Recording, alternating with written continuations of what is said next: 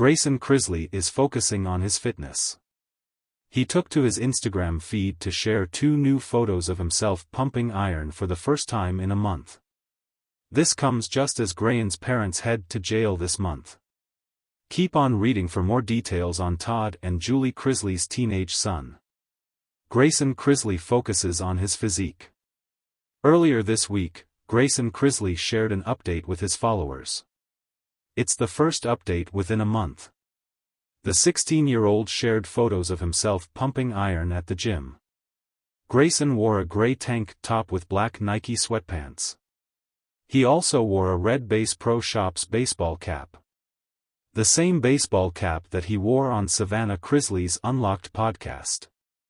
The teen showed off his biceps as he worked out his arms. In his caption, he joked that his friends snapped the blurry photos. Thanks at Jesse_McCain for the blurry pics face with tears of joy, Grayson Chrisley captioned his Instagram post. Most of his fans and followers commended him for the results of his workout regimen. They took to the comments section to share their thoughts. Others were shocked at how much older Grayson looked these days. He's no longer the puny little tween that was on Chrisley Knows Best. Looking good, homie. Okay, Big Gray. I see you. Was the taken from an iPhone 3? Looking jacked though, brother. Cinematic. Fire, fire, fire. Savannah Chrisley snuck into the comments section as well. Her younger brother reminded her of a popular cartoon character from the 90s.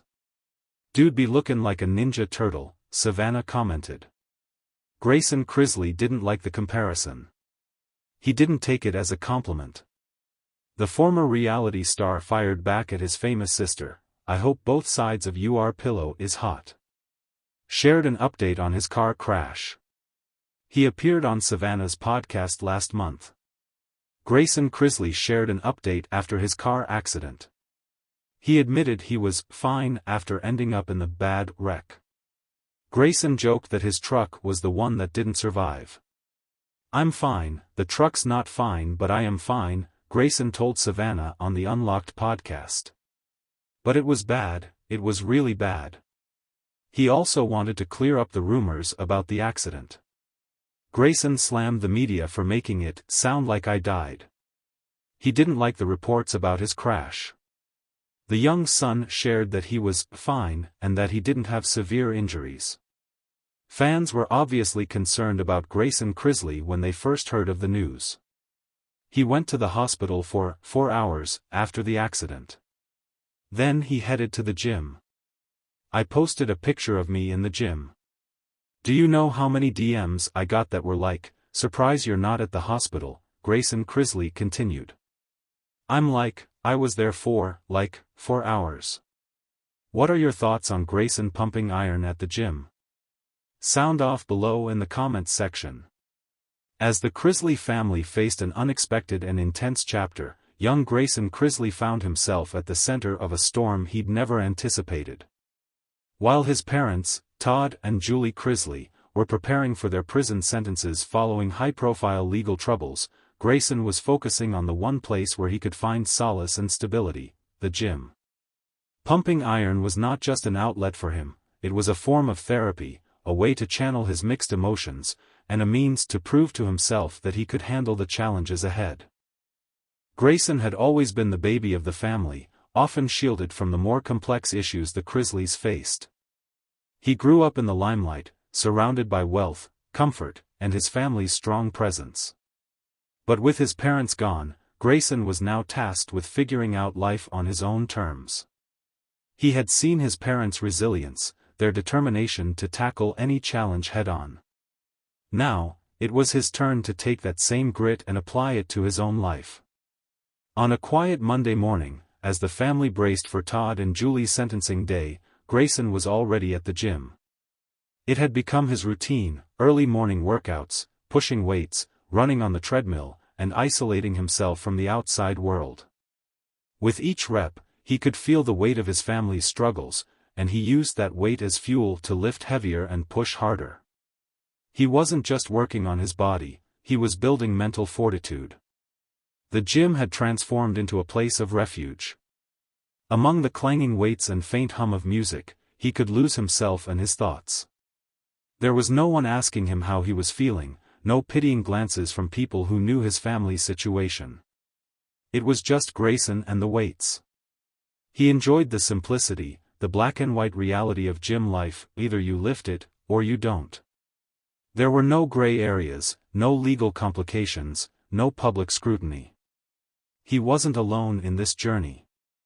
His sister Savannah had taken it upon herself to step in as a parental figure, doing everything she could to make sure Grayson was okay. She'd always had a soft spot for her little brother, and now she was determined to protect him from the brunt of the media frenzy. Savannah knew how hard this transition would be for him, and she frequently reminded him that it was okay to feel overwhelmed. But Grayson was doing his best to avoid those overwhelming feelings. The gym was his escape from all the complicated emotions he couldn't express. As the weeks passed and his parents' sentencing became a reality, Grayson's workouts intensified. He added more weight, pushed himself harder, and began to explore different aspects of fitness. For the first time in his life, he found himself interested in bodybuilding and strength training as a serious pursuit.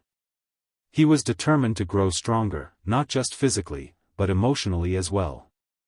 In the evenings, Grayson would retreat to his room, where he kept a journal. Writing had never been his thing, but now, he felt compelled to document his journey. He wrote about his day, his workout progress, and sometimes, his fears and uncertainties. He didn't share these thoughts with anyone. The journal was his private sanctuary where he could be honest about how he was coping with everything going on.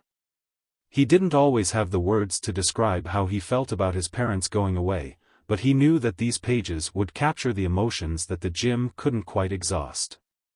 One day, after an intense workout, Grayson ran into one of the regulars at the gym, an older man named Mike. Mike had been a professional trainer once and noticed Grayson's dedication. He struck up a conversation, asking about Grayson's routines, giving him tips on lifting techniques, and sharing his own story of how weightlifting had helped him through tough times. Mike became a sort of mentor, teaching Grayson not just about fitness but about resilience, discipline, and the importance of channeling emotions productively. "You're strong, kid," Mike said one afternoon as they finished a set. "But remember, strength isn't just about lifting weights. It's about being able to handle whatever life throws your way." Those words stuck with Grayson.